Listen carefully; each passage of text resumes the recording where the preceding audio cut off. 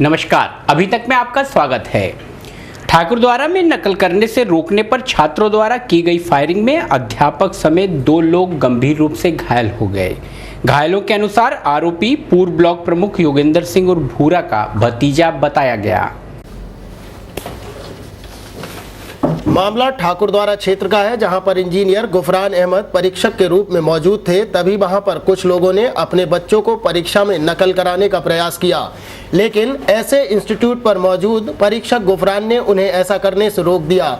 आरोप है कि इसी दौरान थाना भोजपुर क्षेत्र निवासी युवक, जो कि पूर्व ब्लॉक प्रमुख स्वर्गीय योगेंद्र सिंह और भूरा का भतीजा बताया जा रहा है, उसने अपने साथियों के साथ फायरिंग शुरू कर दी, जिसमें इंजीनियर गुफरान को एक गोली कंधे में लगी तथा वहां मौजूद रितेश कुमार शर्मा, जो कि अपने किसी परिचित को परीक्षा दिलाने के लिए आए थे, वो भी गोली लगने से घायल हो गए। घटना की जानकारी पुलिस को दिए जाने के साथ ही वहां मौजूद लोगों ने दोनों घायलों को उठाकर उपचार के लिए मुरादाबाद के कॉस्मोस अस्पताल में भर्ती कराया। घायलों को उपचार के लिए भर्ती कराए जाते समय डॉक्टरों ने बताया कि उनकी हालत काफी गंभीर है। एग्जाम तो भाई साहब सेंटर पे बैठे थे, एग्जामिनर साहब से पासवर्ड ठीक करा रहा था मैं। अचानक लड़कों में गोली चल गई और जैसे हम खड़े हुए पता लगा कि उन्होंने उल्टी सीधी फायरिंग कर दी। तो आप भी टीचर हैं वहाँ पे? नहीं, मेरा बच्चे का एक एग्जाम था, उसको दिलाने गया था, एग्जामिनर साहब से पासवर्ड ठीक करा रहा था। अच्छा, तो क्या नकल करने के लिए प्रेशर बना रहे थे बच्चे? शायद हो सकता है नकल करने के लिए प्रेशर बना रहे हूँ।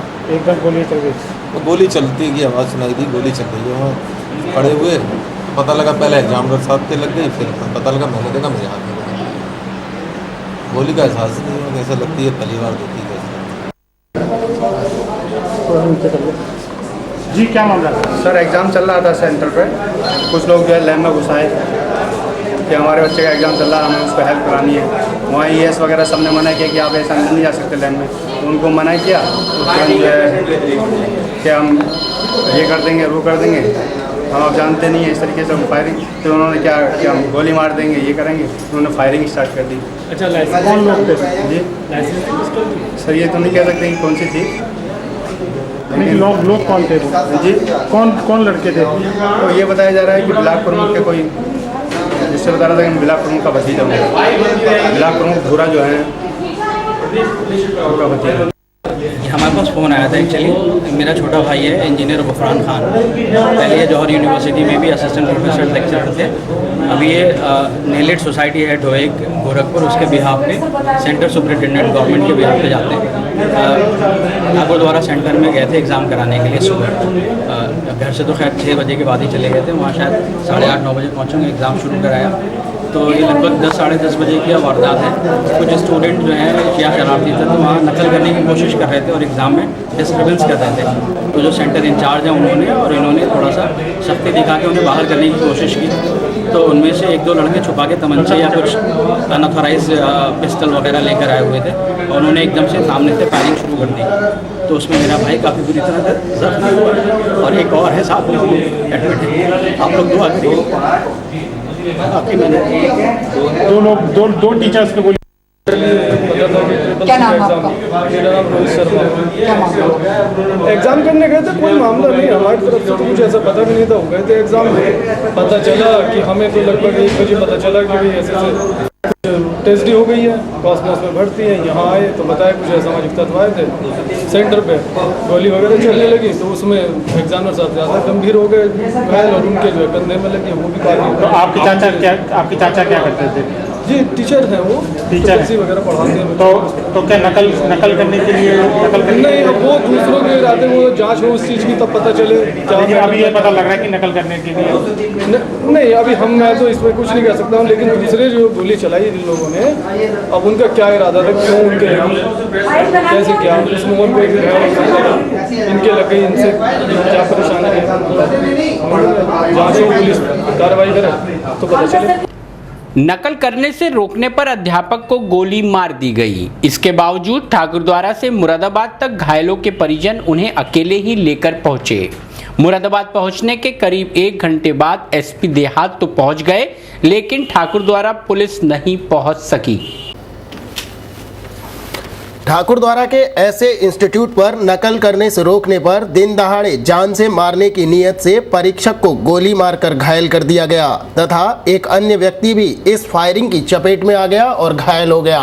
लेकिन ऐसी स्थिति में भी घायलों तथा उनको लेकर आने वालों के साथ कोई भी पुलिसकर्मी नहीं था, जबकि लगभग 50 किलोमीटर के सफर में वही लोग उन पर दोबारा हमला करके किसी बड़ी वारदात को अंजाम भी दे सकते थे। इस बात से इनकार नहीं किया जा सकता। अगर सीधे तौर पर कहा जाए तो ये ठाकुरद्वारा पुलिस की लापरवाही ही कही जाएगी। तो वहीं घायलों को कॉस्मोस अस्पताल में देखने के लिए 1 घंटे बाद एसपी देहात स्वयं ही पहुंच गए। उस समय तक ठाकुरद्वारा पुलिस का कोई भी व्यक्ति वहां पर मौजूद नहीं था, जबकि इस घटना में डिलारी के पूर्व ब्लॉक प्रमुख रहे स्वर्गीय योगेंद्र सिंह और भूरा, जिनकी कुछ समय पहले कचहरी में गोली मारकर हत्या कर दी गई थी, उनके भतीजे का नाम भी आ रहा है। एग्ज़ाम होता है जो कंप्यूटर सेंटर पे चल रहा था, ये प्राइवेट कंप्यूटर सेंटर्स हैं जहाँ पर के एग्ज़ाम्स कंडक्ट किए जाते हैं। तो अभी जो मेरी बातचीत हुई है वो फ्रांस हैं जो विजिलेटर थे, जो एग्ज़ाम ये करा रहे थे, उनको लेफ़्ट शोल्डर में उनको भी गोली लगी है और दूसरे हैं इनको राइट शोल्डर में गोली लगी है। लेकिन जो बात अभी तक सामने आई है वो एक तो जो अभिभावक के रिश्तेदार हैं वो बता रहे हैं कि नेट कनेक्टिविटी के नाते कुछ प्रॉब्लम थी, जबकि जो गुफरान जो इन्विजिलेटर हैं उनका कहना है कि जो एग्ज़ाम देने के लिए लड़के आए थे वो चीटिंग करना चाहते हैं, जिसे रोकने पर उन्होंने फायर कर दिया। तो ये प्राइवेट सेंटर्स हैं जो इस तरीके के एग्ज़ाम कंडक्ट करा रहे हैं। इसमें उस लड़के के नाम भी लाइट में आया जिसने गोली चलाई है, और उसका भाई भी लाइट में आया है जो थाना भोजपुर का रहने वाला है। तो इसकी गिरफ्तारी का हम लोग प्रयास कर रहे हैं और अभी इनको ट्रीटमेंट दिलवाया गया है। अभी जो ट्रीटमेंट है उससे जो चल रहा है और जो अभी तक ये जो डायग्नोसिस है उससे ये डेंजर के बाहर है और जल्दी से जल्दी करता है। सुरेंद्र नाम का लड़का, सुरेंद्र के बेटा है, अर्जुन नाम का बेटा उसका है, वो लाइट में आया है, और उसका भाई प्रकाश में आया है, जिन्होंने ये वारदात कर नाम आना पूरे प्रधान को जो उनको कुछ भतीजे बोले। हाँ, जो हमारी जानकारी में आया है ये वो कि ये जो ब्लॉक प्रमुख था इसके मर्डर किया गया, मर्डर हो गया पीछे, उसका भतीजा है, जिसमें भतीजा लगता है, तो ये लाइट में आया है। पागबड़ा के ख्वाजा मोहल्ले में किराए के मकान में रह रहे सूडान के छात्र नस्ली हमले का शिकार हुए। उनके रंग को लेकर हमलावरों ने उनके कमरे में घुसकर हमला बोल दिया। पागबड़ा के ख्वाजा मोहल्ले में किराए के मकान में रह रहे सूडान के छात्र नस्ली हमले का शिकार हुए। अभद्र टिप्पणी करते हुए 7-8 युवकों ने उनके कमरे में घुसकर हमला बोल दिया। इसमें दोनों विदेशी छात्र अवर और चोल घायल हो गए।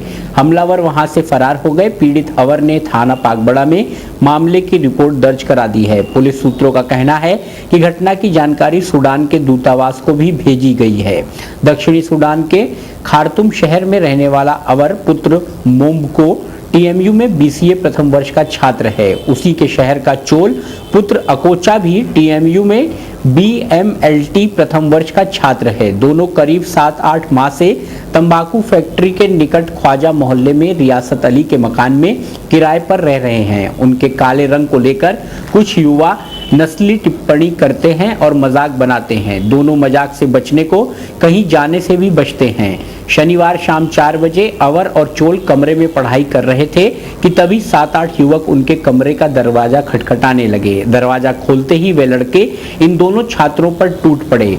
रविवार को अपर पुलिस महानिरीक्षक श्री राणा ने प्रेस को संबोधित करते हुए बताया कि आरोपी एक युवक पुलिस की हिरासत में लिया जा चुका है। सूडान का एक छात्र है, उसके ऊपर हमला हुआ था, क्या जानकारी मिली है और पुलिस को अभी तक? ये टीएमयू मुरादाबाद का बीसीए प्रथम वर्ष का छात्र है जो अबर ये खुर्तुम सूडान का निवासी है और यहाँ हमारे मुरादाबाद में बीसीए की पढ़ाई कर रहा है, शिक्षा पा रहा है। ये टीएमयू के सामने ही हाजी रियासत साहब का मकान है जिसमें कमरे बने हुए हैं और ये लोग जो छात्र हैं वो किराए पर रहते हैं। इसी में ये अबर जो हैं वो किराएदार हैं। निकटवर्ती दूसरे किराएदार महेश गंगवार हैं जो बीएससी फर्स्ट ईयर के छात्र हैं टीएमयू में, और इसके साथ ही फारूक और तीसरा एक व्यक्ति है रणवीर ये लोग इससे कमरे पर गए थे। गलती से महेश ने वो दरवाज़ा जो पीछे से आना था घूम के आए, गलत दरवाज़ा टकाया, खटखटा दिया। जैसे ही अबर ने दरवाज़ा खोला तो उसने कहा कि मुझे क्यों डिस्टर्ब कर रहे हो, थप्पड़ मार दिया उस लड़के को खोलते ही। बिना पूछे थप्पड़ मारने का प्रतिक्रिया हुई, जिसमें महेश और फारूक आदि ने इसको पीटा। ये एक छात्रों के मध्य एक सामान्य प्रकृति की घटना है, जिसमें अहम की वाली बात छात्रों में आ जाती है, और इसके अतिरिक्त इसमें अभी तक की जांच से अन्य कोई विषय नहीं पाया गया है। तो बहुत गंभीर प्रकृति का ये अपराध नहीं है। इसमें फारूक जो है उसको गिरफ्तार कर लिया गया है, शेष 2 अभियुक्त भी शीघ्र गिरफ्तार होंगे। तो क्या ये सिर्फ उसको मिसअंडरस्टैंडिंग वाली घटना थी, ऐसा कोई? ये अबर को लगा कि ये लोग मुझे अनावश्यक रूप से डिस्टर्ब किए, अब मेरा दरवाज़ा खुलवाया, खटखटाया, मुझे उठना पड़ा। इस गुस्से में अबर ने देखते ही बिना पूछे चाटा लगा दिया उसको, महेश को, और जिसके प्रतिक्रिया पर उन लोगों ने, जो महेश फारूक आदि थे, इन लोगों ने उसको पिटा। तो सामान्य रूप से पिटाई की घटना है, जिसमें 2 छात्र हैं और पिटने वाला भी छात्र हैं, लेकिन वो विदेशी हैं। इसको हम गंभीरता से ले रहे हैं, ताकि वो विदेशी छात्र हैं, और अन्यथा माता पिता में निश्चित चिंता का विषय बनता है कि हमारा बेटा दूसरे देश में है, तो हमने इसे गंभीरता से। थाना कटघर क्षेत्र में गैस एजेंसी के डिलीवरी मैन से नशा सुंघाकर हजारों की लूट को अंजाम देने का मामला प्रकाश में आया है। हालांकि प्रथम दृष्टया यह मामला फर्जी मालूम दिखाई दे रहा है। थाना कटघर क्षेत्र के हनुमान मूर्ति तिराहे के निकट चीना गैस एजेंसी के डिलीवरी मैन मोहम्मद आसिफ निवासी गुलाबबाड़ी से नशा सुंघाकर लूट की घटना सामने आई है। लूट के बाद आसिफ अपने भाई के साथ लूट की रिपोर्ट लिखवाने थाना कटघर पहुंचा। इस दौरान उसने बताया कि वह करीब 27 गैस की डिलीवरी कर अपने घर जा रहा था। गैस का पैसा उसकी जेब में रखा हुआ था। तभी हनुमान मूर्ति के निकट 2 युवक उससे कलम मांगने आए और उनके द्वारा आसिफ को कोई नशीला पदार्थ सुंघा दिया गया, जिससे वो करीब 10 मिनट वहीं बेहोश हो गया। जब होश में आया तो उसके जेब में रुपयों की जगह कागज का बंडल रखा हुआ था। हालांकि प्रथम दृष्टया मामला फर्जी मालूम पड़ रहा है, क्योंकि जिस जगह आसिफ वारदात होना बता रहा है उस जगह अच्छी खासी चहल पहल या भीड़ रहती है। 10 मिनट तक आसिफ अगर बेहोश रहा तो भी उसे किसी ने नहीं देखा। मेरा नाम मोहम्मद आसिफ। कहाँ काम करते हैं आप? मैं चीना गैस सर्विस में काम करता हूँ। क्या घटना घटी है आपके साथ? मैं गोदाम से सिलेंडर लेकर आ रहा था, एक बदल कर, उसकी छोटी नोजिल का सिलेंडर था, वो देकर नई सही नोजिल सिलेंडर ला रहा था। हनुमान मूर्ति से आगे कोई पुरानी शराब की हट्टी थी, पहले हमारी DCM खड़ी थी। DCM के पास एक आदमी उन्हें रोका, बोले मुझे एक पेन देना जरा। जैसे मैंने उसे पेन दिया, पेन देना, उन्होंने हाथ मेरे आगे जैसे करा ना, तो मैं चक्कर से आए। चक्कर से आने के बाद मुझे पता नहीं चला, वो मुझसे पैसे जेब में से निकाल के ले गया और ये पुटलिया सी नोट बना के मेरी जेब में रख दिया, कागज़ की। जब मैं होश आया, मैं घर पहुंचा, मेरी जेब में इस तरह से रखी हुई थी। मैंने हाथ मारा तो मैं समझा पैसे रखे हैं मेरी जेब में। उसके बाद सिलेंडर मैंने लिया, साइकिल पर टांगा, सिलेंडर लेके घर पहुँच गया। जब वहाँ आके देखा मैंने तो सिलेंडर तो रख दिया मैंने, मैं पैसों की जगह अखबार की रद्दी निकली मेरी जेब। कितने पैसे थे तुम्हारी जेब? लगभग 28,000 रुपये की रकम थी और टोकन थे उसके अंदर 40। जब तुम बेहोश हुए तो कितने घंटे बेहोश रहे? ये कुछ नहीं पता मुझे। कहाँ पे? सड़क पर ही बेहोश रहे कहीं? वहीं पे मैं साइकिल के बराबर में खड़ा हुआ था। कहाँ की घटना है ये? वहीं पे हनुमान मूर्ति है नीचे को, जहाँ डेर है, डेर के पास की। किसी ने तुम्हें उठाया नहीं उस दौरान? बोले मैं ज़्यादा देर नहीं गया हूँ, उसने मेरे आगे हाथ करा है कि थाना मुगलपुरा क्षेत्र में स्थित एक बैंकेट हॉल शादी समारोह के लिए बुक कराना एक परिवार को महंगा पड़ गया। दबंग टेंट स्वामी ने ठेका न दिए जाने पर परिजनों से की मार पिटाई, जिसमें 3 लोग गंभीर रूप से घायल हो गए, जिन्हें उपचार हेतु जिला चिकित्सालय में भर्ती कराया गया। मुगलपुरा क्षेत्र में स्थित सिटी बैंकेट हॉल शादी समारोह हेतु बुक कराना एक परिवार को महंगा पड़ गया। दबंग टेंट ठेकेदार द्वारा ठेका न मिलने से परिजनों से मार पिटाई की गई। मार पिटाई में 3 युवक घायल हो गए, जिनके नाम आरिफ, अरशद व आसिफ हैं। अरशद की बहन की शादी के लिए बैंकेट हॉल रविवार के लिए बुक कराया गया था। परिजनों ने टेंट का ठेका अपने परिचितों को दे दिया, जिससे गुस्साए टेंट ठेकेदार सलीम ने बैंकेट हॉल में लगी अपनी CFL व झालर उतारनी शुरू कर दी। क्योंकि सलीम का बैंकेट हॉल पर परमानेंट ठेका है, इस पर परिजनों ने आपत्ति दर्ज कराई तो दबंग ठेका स्वामी ने अपने साथियों के साथ मिलकर लड़की के परिजनों के साथ मारपिटाई शुरू कर दी। पीड़ित पक्ष के द्वारा थाना पुलिस को घटना की जानकारी दे दी गई है। मेरा नाम वासिल है जी, घायल आपके कौन है? एक भैया मेरा, एक खुबेरा भैया। क्या घटना हुई इनके साथ? वहाँ पे घटना सिटी वेंकट हॉल में हमारी बहन की शादी है।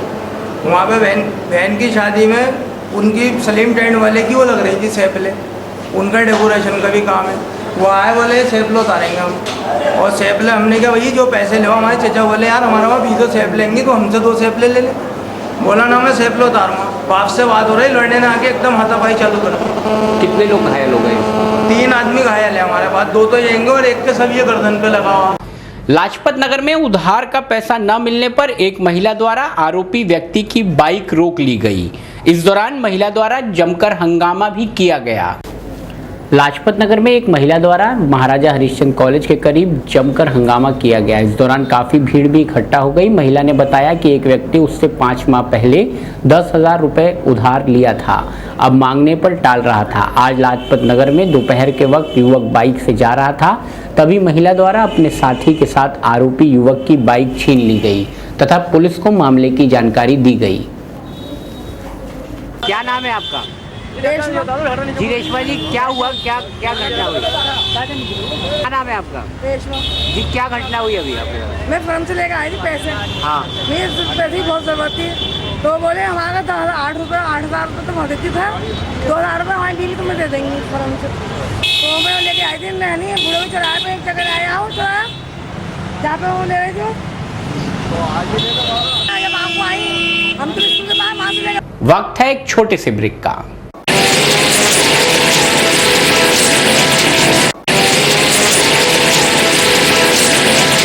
ब्रेक के बाद पुनः अभी तक में आपका स्वागत है। शहर के 29 केंद्रों पर पीसीएस प्री की परीक्षा शांतिपूर्ण माहौल में कड़ी सुरक्षा व्यवस्था के बीच संपन्न कराई गई। पीसीएस प्री की परीक्षा रविवार को कड़े सुरक्षा घेरे में कराई गई। महानगर के 29 स्कूल कॉलेजों को परीक्षा केंद्र बनाया गया। हर केंद्र पर स्टैटिस्टिक मजिस्ट्रेट को तैनाती दी गई। शहर को 10 सेक्टर में बांटकर ड्यूटियां भी लगाई गई थीं। इस बार परीक्षा को लेकर चौकस इंतजाम किए गए। एग्जाम सुबह को 9:30 से 11:30 बजे तक जारी रहा। सरकार द्वारा भले ही गरीबों के लिए तमाम योजनाएं चलाई जा रही हों, लेकिन आज भी गरीब 2 वक्त की रोटी के लिए अपने बच्चों की जान को दांव पर लगाने के लिए मजबूर दिखाई दे रहा है। जिंदा रहने के लिए हर व्यक्ति को 2 वक्त के खाने की जरूरत पड़ती है, जिसके लिए इंसान को पैसा कमाना पड़ता है। ये छोटी सी बच्ची अपने पिता के साथ अपनी जान को हथेली पर रखकर कड़ी धूप में एक रस्सी पर चलकर अपने परिवार के लिए 2 वक्त की रोजी रोटी का इंतजाम कर रही है। देखने वालों के लिए ये महज एक खेल हो सकता है, लेकिन इनके लिए ये एक रोजगार है। जिन्हें इनका ये खेल पसंद आता है वो 1, 2, 5 या 10 रुपए दे देते हैं, जिनसे इस बच्ची का परिवार अपने लिए 2 वक्त का खाना खाता है। तस्वीरों में आप स्वयं देख सकते हैं कि एक रस्सी पर हाथ में लाठी लेकर अपना संतुलन बनाए हुए थाली में घुटनों के बल चलकर ये बच्ची एक छोर से दूसरे छोर पर इसी उम्मीद में चल रही है कि यहाँ मौजूद तमाशबीनों को उसका करतब पसंद आएगा तो उसके लिए वो लोग उसे पैसा देंगे, जिससे उसके परिवार के लोग खाना खाएंगे। इसे खेल कहें या मजबूरी, तमाशा कहें या ज़रूरत, बहरहाल आज भी हमारे देश में चलने वाली उन योजनाओं की सच्चाई उजागर होती है जो गरीबों के उत्थान के लिए बनाई गई हैं, लेकिन उन योजनाओं का लाभ वास्तविक गरीबों को कब तक पहुंचेगा, ये सवाल अपने जवाब की प्रतीक्षा कर रहा है।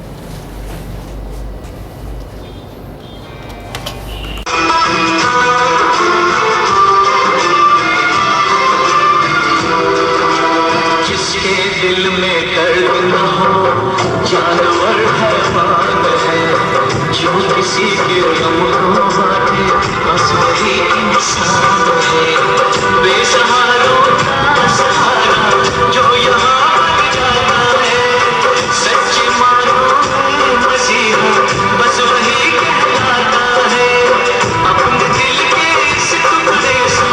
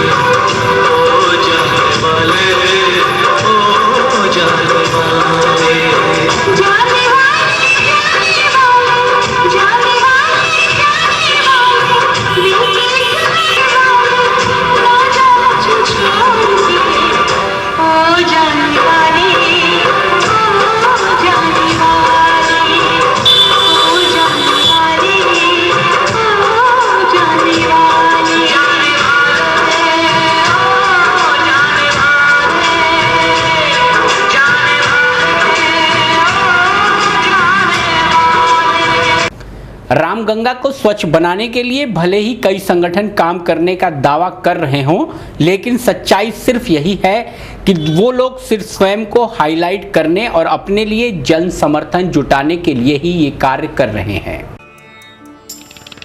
प्राचीन काल से ही गंगा को जीवनदायिनी माना जाता आ रहा है। इसके जल की पवित्रता किसी भी उदाहरण की मोहताज नहीं रही, लेकिन जैसे जैसे औद्योगिकरण बढ़ा, शहरों की आबादी बढ़ी, तो वहीं गंदगी में भी बढ़ोतरी होने लगी। वहां की गंदगी को उन शहरों के पास से होकर गुजरने वाली जीवनदायिनी गंगा में ही प्रवाहित किया जाने लगा।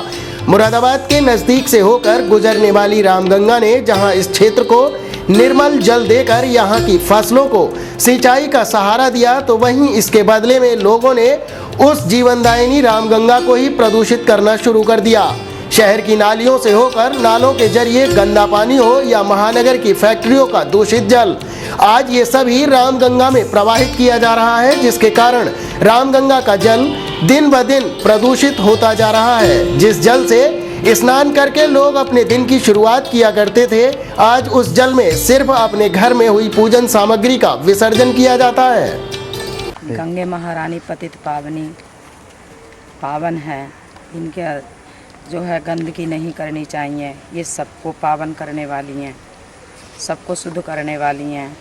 इनमें कभी ऐसी जानकर भी नहीं ऐसी गंदगी डालनी चाहिए। जो गंदगी जिस तरह से यहाँ कर रखा है, सब में चारों तरफ से गंदगी का पानी इधर से भी सब में आ रहा है। इसमें जैसे आप यहाँ के क्षेत्रवासी हैं, आप यहाँ पर लोग आते हैं, तो आप उन्हें मना नहीं करते गंदगी के लिए?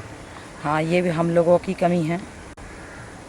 तो आपको लगता है कि इस बारे में हमें कोई अभियान चलाना चाहिए मिलकर क्षेत्रवासियों को? चलना चाहिए। ऐसा नहीं है कि लोग इस बात से अनजान हो, सब कुछ जानते हैं फिर भी गलती करते हैं। अब इन साहब को ही देख लीजिए, जिन्होंने पहले तो अपने घर की पूजा घर से जली हुई धूप बत्ती आदि रामगंगा में प्रवाहित कर दी और अब प्रवचन देने से भी नहीं चूक रहे हैं। अमित जी, आज आप यहाँ पर पूजा अर्चना करने आए। गंगा हमारी मुरादाबाद में रामगंगा एक ऐसा प्रतीक है हिंदुओं की आस्था के लिए, लेकिन इसकी गंदगी को देखकर आपको लगता नहीं कि यहाँ हमारी पूजा सिद्ध होती है जो हम करते हैं?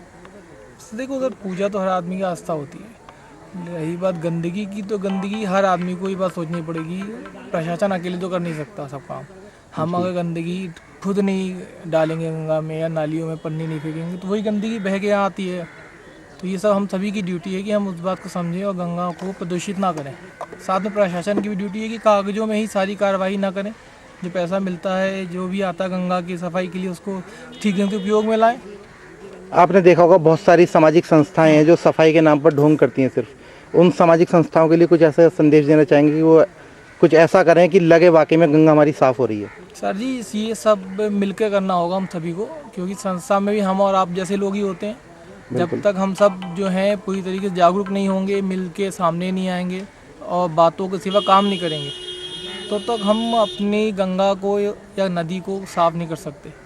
महानगर में रामगंगा को साफ करने का बीड़ा उठाने वालों की भी कोई कमी नहीं है, लेकिन उनका प्रयास सिर्फ बयानबाजी तक ही सीमित रह जाता है। इसके आगे तो अब कुछ कहने की जरूरत भी नहीं लगती।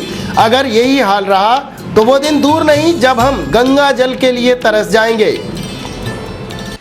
गंगा को साफ करने के लिए तमाम सामाजिक संगठन मुरादाबाद में काम कर रहे हैं, जो किसी न किसी बहाने अपने आप को जनता के सामने पेश करने के लिए कार्यक्रम करते हैं। इसी नाले के पास में एक महाआरती भी लगभग हर हफ्ते होती है, जिस महाआरती का सामान वो लोग यहीं छोड़ जाते हैं जो आपके सामने है। अगर यही लोग गंगा को साफ करने की बात करते हैं, लोगों से अपील करते हैं, तो ऐसे में ये उस गंदगी को यहाँ क्यों छोड़ जाते हैं जिसे ये अपने घर ही नहीं ले जा सकते। अब सवाल ये उठता है कि अगर रामगंगा को साफ करने का बीड़ा इन लोगों ने उठाया है, तो इसके लिए प्रशासनिक स्तर पर ये लोग कोई बात क्यों नहीं करते। अधिकारियों से बात करने जब ये लोग जाते हैं तो सिर्फ एक ज्ञापन होता है। ज्ञापन के अलावा कभी ये मांग नहीं रखी जाती कि ये नाला क्यों यहाँ पर खोला गया है। अपने सहयोगी सौरभ पूढ़िया के साथ रामगंगा से। रामगंगा में गिरते नाले को देखें तो सरकारी स्तर पर गंगा बचाने की कोशिश का भी पता लग जाता है कि वो भी कितना कारगर है, क्योंकि नाले का निर्माण सरकार ने ही कराया है। ये कोई नाला नहीं बल्कि रामगंगा नदी है, जो गंगा की उपनदी कहलाई जाती है। इस गंगा की सभ्यता को देखकर आप खुद अंदाजा लगा सकते हैं ये कितनी साफ और स्वच्छ है। इस गंगा को देखकर आप सामने एक इसमें नदी बह रही है, जो नदी नहीं बल्कि एक झरना है, जो CL गुप्ता आई इंस्टीट्यूट और उससे संबंधित उपनदियों से मिलकर चल रहा है। सारे शहर की गंदगी इस नाले के थ्रू इस गंगा में आ रही है। इस नाले को देखकर आप खुद अंदाज़ा लगा सकते हैं कि सामाजिक संस्थाएं जो रामगंगा सफाई के लिए अभियान चला रही हैं वो कितनी सक्रिय हैं। इसका अंदाज़ा इन नदियों को देखकर साफ लगाया जा सकता है। अपने सहयोगी अजय प्रताप के साथ सौरभ कुटिया, अभी तक न्यूज़ मुरादाबाद। अखिल भारतीय क्षत्रिय विकास मंच की ओर से महाराणा प्रताप की याद में एक सभा की गई, जिसमें मुख्य अतिथि MLC डॉक्टर जयपाल सिंह व्यस्त उपस्थित रहे। महाराणा प्रताप जयंती के अवसर पर राष्ट्र नायक और राष्ट्रीय एकता के प्रतीक महाराणा प्रताप के पावन और प्रेरणादायी स्मृतियों को क्षत्रिय विकास मंच के तत्वावधान में शिद्दत के साथ याद किया गया।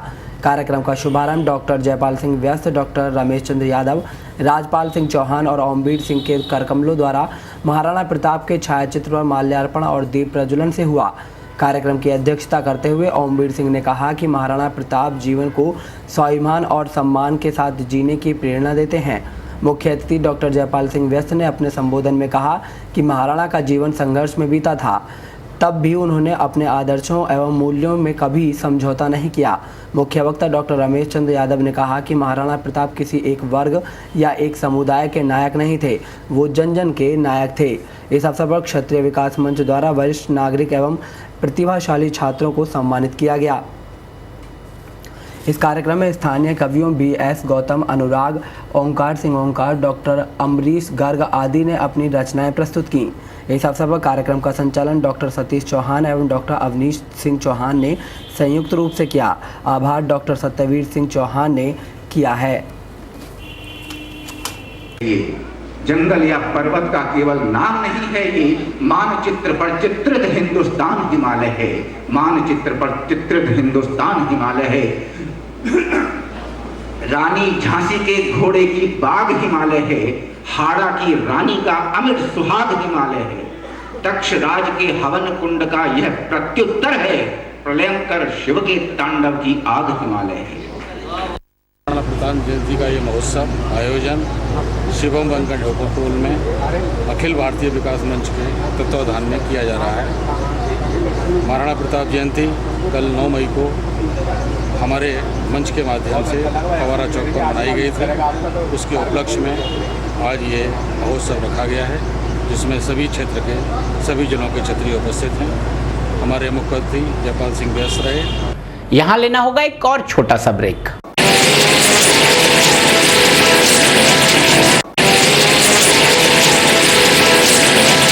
ब्रेक के बाद पुनः अभी तक में आपका स्वागत है। भारत विकास परिषद रोहिलखंड प्रांत की एक कार्यशाला आयोजित की गई। कार्यशाला में प्रांतीय स्तर के अधिकारियों ने भी भाग लिया। भारत विकास परिषद रुहेलखंड प्रांत का एक कार्यक्रम का आयोजन किया गया, जिसमें प्रांत के लोगों ने अपनी उपस्थिति दर्ज कराई। इस अवसर पर एक प्रांतीय कार्यशाला तथा पदाधिकारियों का दायित्व ग्रहण समारोह का आयोजन हुआ। इस मौके पर विकास परिषद के सदस्यों ने आकर अपनी उपस्थिति दर्ज कराई तथा अपने क्षेत्र में किए जा रहे कार्यों की जानकारी दी गई।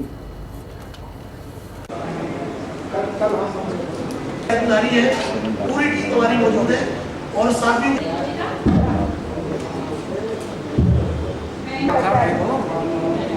भारत विकास परिषद की रोहिलखंड प्रांत में ये 19 शाखाओं का आज कार्यशाला है यहाँ पर, और इसमें 19 शाखाओं के पदाधिकारी यहाँ पर उपस्थित हैं। क्या निर्णय लिया जा रहा है? यहाँ पर पूरे वर्ष में भारत विकास परिषद ने रोहिलखंड प्रांत में जो सेवा कार्य करने हैं उसकी चर्चा और किस प्रकार हमने सारे क्षेत्र के अंदर काम को आगे बढ़ाना है उसके बारे में इस बार निर्णय लिए जाएंगे। भारत विकास परिषद मैत्री शाखा की एक सभा का आयोजन किया गया। सभा में राष्ट्र स्तर के पदाधिकारियों ने अपनी उपस्थिति दर्ज कराई। भारत विकास परिषद मैत्री शाखा का अधिष्ठापन समारोह आयोजित किया गया। इस अवसर पर नई कार्यकारिणी का गठन किया गया। इस मौके पर कार्यक्रम में मुख्य अतिथि परिषद के राष्ट्रीय महामंत्री अजय दत्ता, राष्ट्रीय संयुक्त महामंत्री संजीव कुमार बंसल, क्षेत्रीय महामंत्री अजय विश्नोई, प्रादेशिक अध्यक्ष SP सिंह, प्रादेशिक महासचिव जगन्नाथ चावला, प्रादेशिक कोषाध्यक्ष प्रमोद ग्रोवर संयुक्त रूप से उपस्थित रहे। कार्यक्रम में सर्वप्रथम अतिथियों को फूल मालाएं पहनाकर सभी का स्वागत किया गया। स्वागत कार्यक्रम के बाद दीप प्रज्वलित कर कार्यक्रम का शुभारंभ किया गया। कार्यक्रम में सभी ने अपने अपने विचार प्रस्तुत किए तथा भारत विकास परिषद मैत्री शाखा के द्वारा संचालित कार्यक्रमों पर नज़र दौड़ाई गई। तो वहीं सभी ने अपने अपने विचार व्यक्त किए तथा कहा कि सभी को मिलजुल कर संस्था के द्वारा आयोजित कार्यों को तेजी से अग्रसर करना है तथा संस्था को नई ऊंचाइयों पर ले जाना है। अधिष्ठापन समारोह में अधिकारी द्वारा नवनिर्वाचित अध्यक्ष 2015-16 राजेश अग्रवाल, सचिव सुधीर कुमार शर्मा, कोषाध्यक्ष अजय कुमार कट्टा को उनकी पूरी टीम के साथ शपथ दिलाई गई। इस मौके पर सभी ने नवनिर्वाचित टीम का तालियों के साथ स्वागत किया। अंत में संस्था के द्वारा कराए जा रहे निर्माण कार्यों में संस्था के सदस्यों ने अपना पूर्ण सहयोग देने की बात कही। तो वहीं सभी अतिथियों ने संस्था के नवनिर्वाचित कार्यकारिणी के सदस्यों को शुभकामनाएं भी दी। इस अवसर पर हिमांशु, गोपाल अग्रवाल, महेश अग्रवाल, निर्मल सिंह, राकेश अग्रवाल, विनय मित्तल, आलोक बनवारी लाल, नितिन रस्तोगी के साथ साथ अन्य पदाधिकारी भी मौजूद रहे। अगर हम करेंगे तो ये हो जाएगा।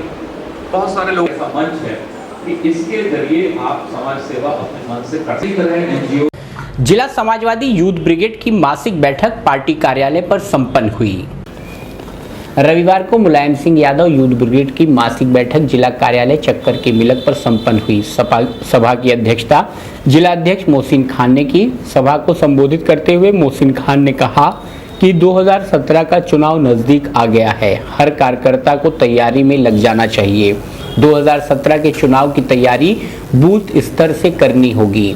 हर विधानसभा के अध्यक्ष को निर्देश दिए गए कि 15 दिन में हर विधानसभा अध्यक्ष बूथ पर कार्यकर्ताओं की लिस्ट दे दे तथा हर विधानसभा में कार्यकर्ता सम्मेलन के लिए भी प्रभारी नियुक्त किए गए। सभा में नवनियुक्त जिला उपाध्यक्ष अयूब खान का भी स्वागत किया गया।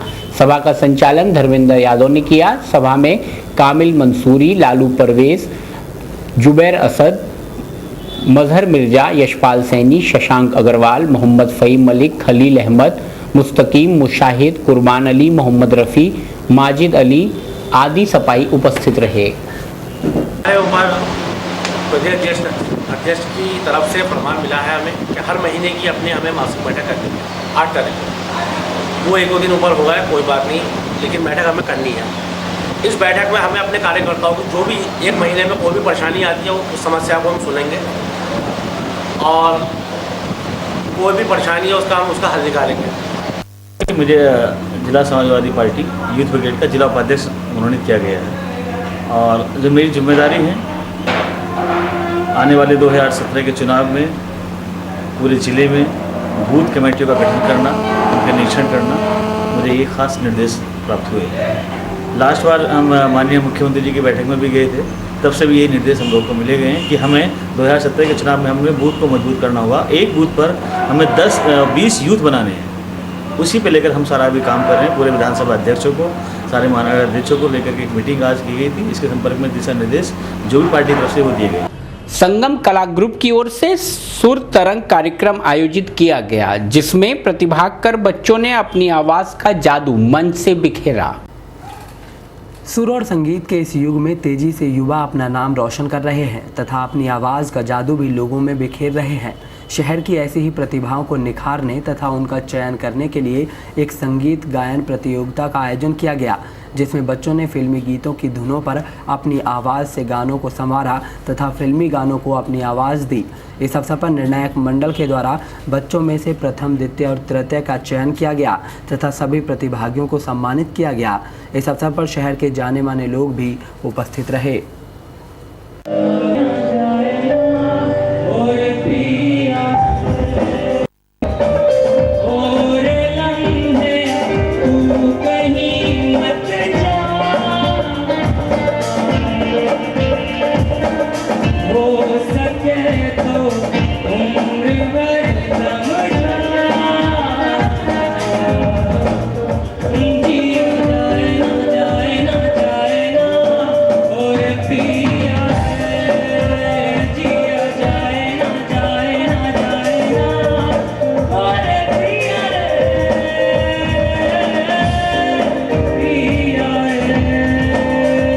तो ये थी अभी तक में आज की गतिविधियां। इसी के साथ बीपी उपाध्याय को अभी तक की पूरी टीम के साथ दीजिए इजाजत। नमस्कार।